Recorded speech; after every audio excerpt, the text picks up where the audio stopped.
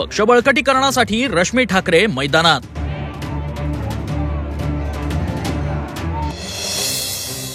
रश्मी ठाकरे सांभाळणार महिला मोर्चा।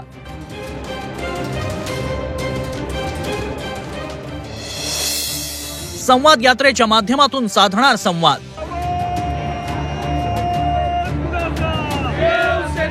आमदार अपात्रता निकालाविरोधात एकीकडे उद्धव ठाकरेंनी आरोपांची राळ उठवली आहे, तर दुसरीकडे पक्ष बळकटीकरणासाठी स्ट्रॅटेजी आखली आहे। उद्धव ठाकरेंसह ठाकरे गटाचे दिग्गज नेते लोकांमध्ये जाऊन संवाद साधणार आहेत। नार्वेकरांनी दिलेल्या निकालाविरोधात ठाकरे गट गावोगावी फिरणार आहे। या मोहिमेची सुरुवात होणार आहे विदर्भातून।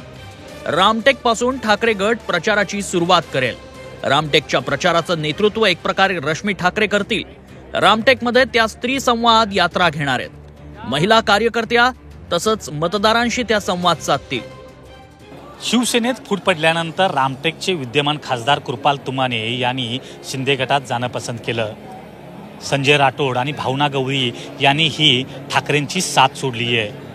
विदर्भात ठाकरेंची फारशी ताकद नसतानाही नुकसान झालंय, त्यामुळेच सर्वात आधी ठाकरेंनी विदर्भाकडे कूच केली आहे। विदर्भात ठाकरे गटाची झालेली पडझड पाहता महिला मतदारांना साथ घालण्याचं धोरण आखण्यात आलंय। त्यातही ठाकरे कुटुंबातील एक सदस्य प्रत्यक्ष मैदानात उतरतोय।